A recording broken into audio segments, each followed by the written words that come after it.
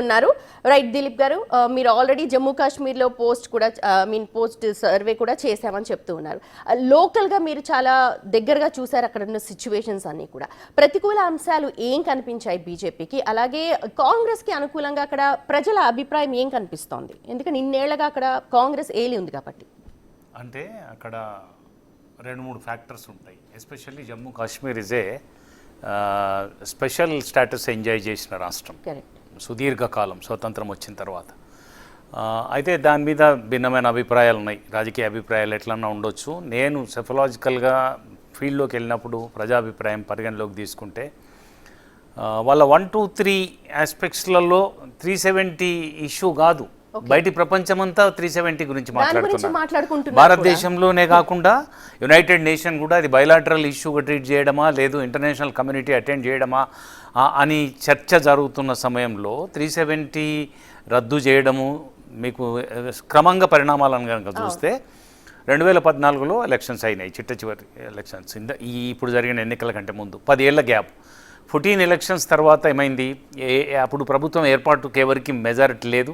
అప్పుడు Bharatiya Janata Party and Jammu Kashmir PDP కలిపి ప్రభుత్వాన్ని ఏర్పాటు చేశాయి. ఆ ప్రభుత్వం 18లో రద్దయింది. తర్వాత ఒక సంవత్సరానికి అంటే 2019లో 370 ఎత్తేసినారు. తర్వాత ఏమైంది? 2022లో డీలిమిటేషన్ జరిగింది. డీలిమిటేషన్ జరిగి ఒక పాపులేషన్ బేస్డ్గా కొత్తగా 7 నియోజకవర్గాలు వస్తే 7లో ఒకటి కాశ్మీరీ రీజన్లో వస్తే 6 జమ్మూ రీజన్లో వచ్చినాయి. అప్పుడు బ్యాలెన్స్ భారతీయ జనతా పార్టీకి అనుకూలమైన ప్రాంతం జమ్మూ. శ్రీనగర్లో వాళ్ళకి పెద్ద పట్టు లేకపోయినా జమ్మూలో వాళ్ళకు మొదటి నుంచి అర్బన్లో కానీ ఈవెన్ రూరల్స్ ఆఫ్ జమ్మూలో కూడా పట్టు ఉంది, వాళ్ళకి ఆ సంఖ్య పెరిగింది.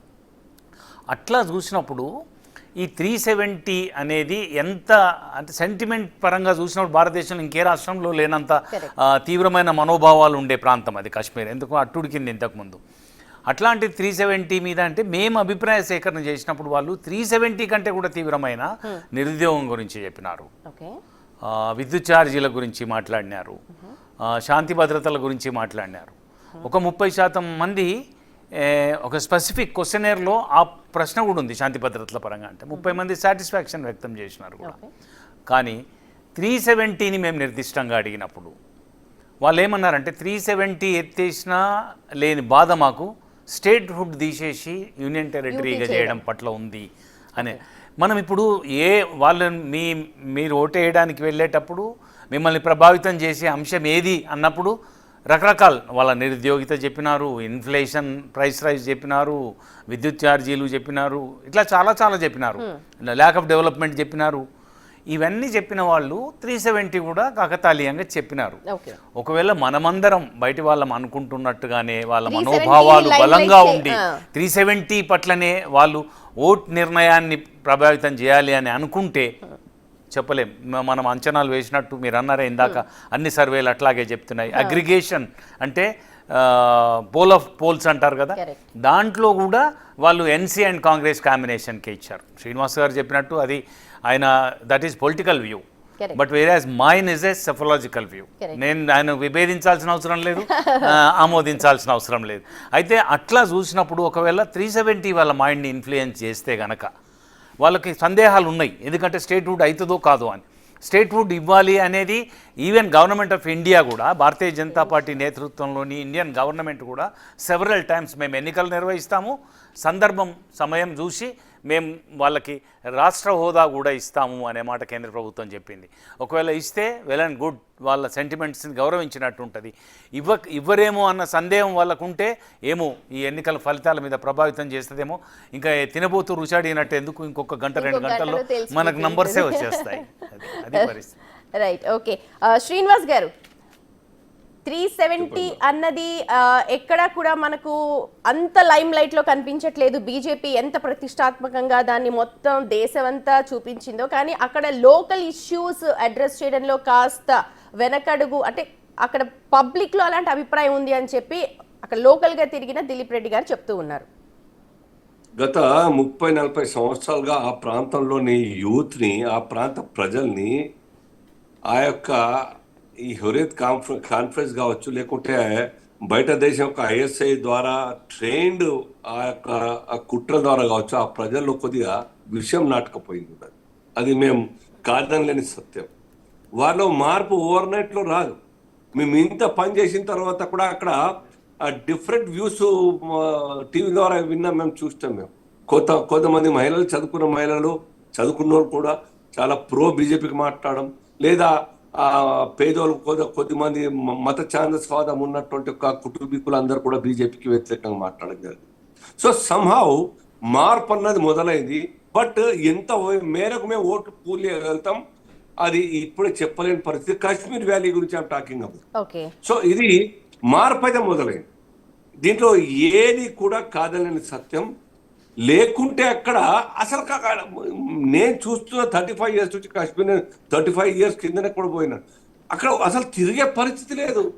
మేము మాట్లాడుతుంటే మొన్న ఇంకో 10 సంవత్సరాల క్రితం కూడా వెళ్ళాను నేను. హమ్ హిందుస్థాన్ కే ఖిలాఫ్ అని చెప్పేవాళ్ళు, హమారా దేశ్ కశ్మీర్ అని వేరే దేశం అని చెప్పేవాళ్ళు అటువంటి ఒక ఆకలి నేచర్. ఎప్పుడైనా చూసినామా? లాల్ చౌక్ లో తిరంగా జెండా ఎగరేసినటువంటి చరిత్ర చూసినామా?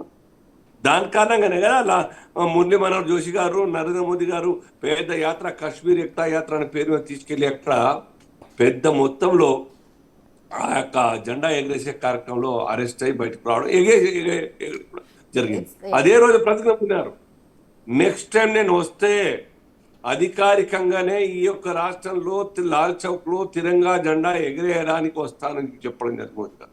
అదే చేసినారు. 370 రిపీల్ చేసినారు. తిరంగా జెండా శ్రీరాముని యొక్క పెద్ద హోర్డింగ్ అక్కడ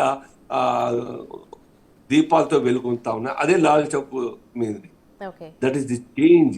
ఇది చిత్తశుద్ధి కలిగి చేసే పనికి అక్కడ మార్పు వచ్చింది. పిల్లలు స్కూల్కి వెళ్తా ఉన్నారు. లేదంటే మీరు చూడండి, చిన్న పిల్లలు స్టోన్ పెల్టింగ్ లో పార్టిసిపేట్ చేసేవారు.